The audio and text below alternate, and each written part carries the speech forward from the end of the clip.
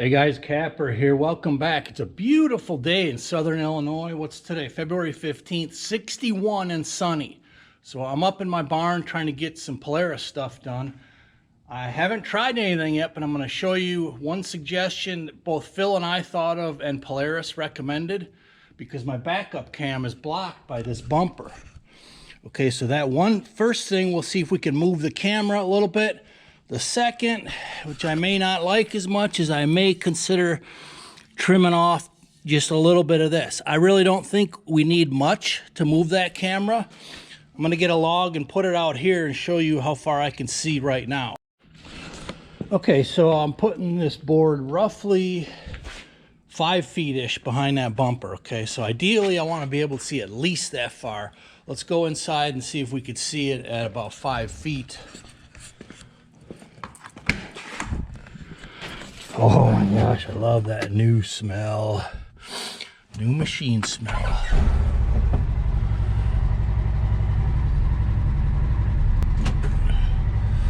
Okay, you can see, I could barely see that board, but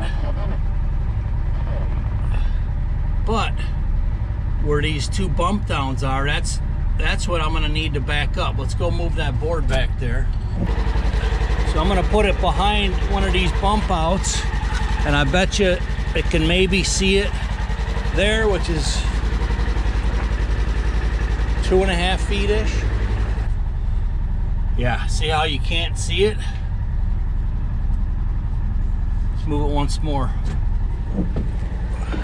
Now we're talking maybe 2 feet. So it's close to the edge right here. So let's get under there and take a look at what we got. All right, I'll show you before I shut it off and put ramps under it. The camera is up here.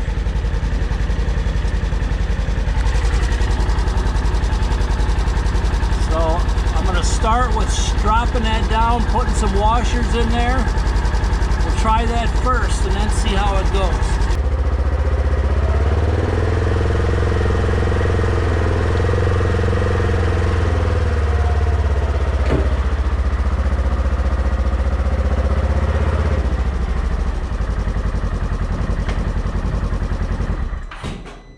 All right, looks like it's a T30, unless it's metric. All right, this one side is not backing out. The other one's already out. Maybe if I pull it a little bit. There we go. All right.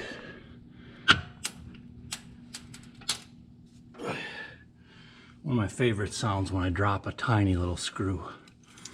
So now you see our camera's loose.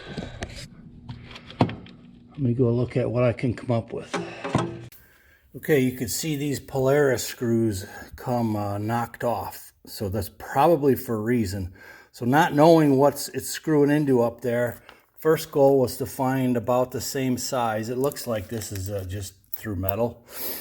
So this is a steel, or a metal screw. And I got 4 washers. So eyeballing it with the length right now, it's going to be about the same as what the original one was, but with the washers. All right, change of plans. I went one size higher. So I'm going to get a good bite on top.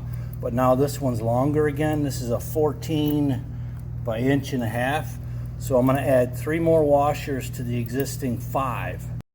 All right, these are just 5/16 zinc flat washers. All right, so I'm going to save you guys the agony of going through all these steps, but I'll skip all the way to the end of this test. So basically, I put in like 5 washers first, then I added 3 more for 8, then I added like 3 more, and then I added like 2 more. So I'll skip all the way to the end where I used a couple of bigger bolts and a whole stack of washers, and we'll see what the end result is here. Okay, I added 4 more washers. We'll see this time. Here's a little bit better light so you can see this unit here. So I mean, if you were into fabricating, you could just make a couple of blocks to put in there, you know, or you could almost probably mount it right on this bar because there's enough wire, it looks like. But I'm gonna just do 3 more washers and call it good. And then we'll do one more test. All right, since it was nice out, I dove through my shop. I found a couple of odd lag bolts. Had to cut one of them down, but I was able to add a few more washers. And this is where I'm definitely gonna leave it. So we'll see, you know, of course you're gonna get a ton of vibration, but it ain't any really different than the original ones.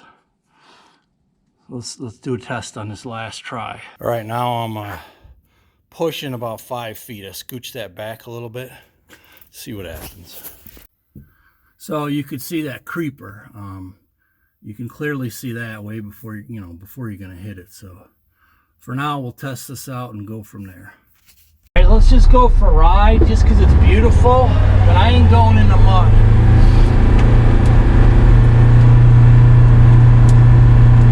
Going in the mud. That backup cam trick seems to work. I was, you can see, you know, probably 3 to 4 feet further back now, so I was happy with that.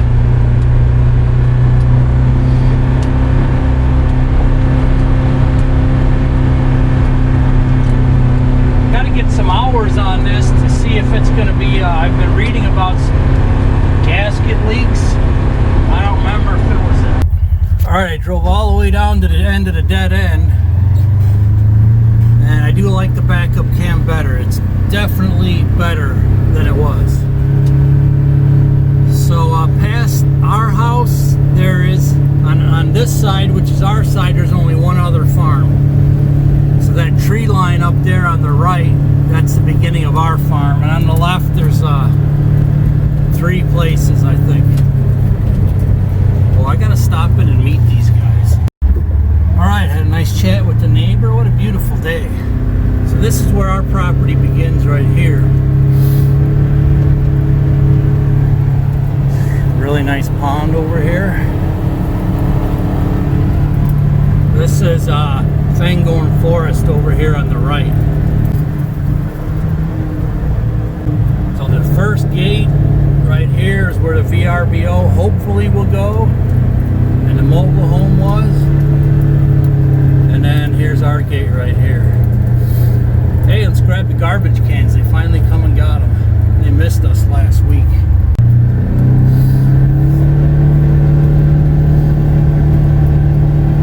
Beautiful day. I'll keep an eye on the Polaris and keep posting. This right here is the favorite part of my driveway. When it hits the woods, it's just beautiful up in this spot.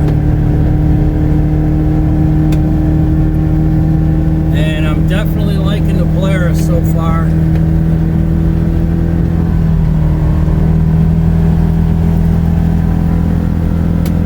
I am thinking about doing a YouTube trail ride in our area here. I'm going to contact one of the trails that's close by here and see if we could like reserve it for a day, and I could invite all you guys to come for a ride, hopefully here this spring, but I'm going to work on the details. So here's our beautiful view of the mini mountains in the distance. We can see over 35 miles into Kentucky from behind our house. Yeah, soon I gotta spray it off and test out that SC1, see how good it really works. Rock and roll. So I'll catch you guys on the next one. I'll keep reporting in with the new Polaris. Take care.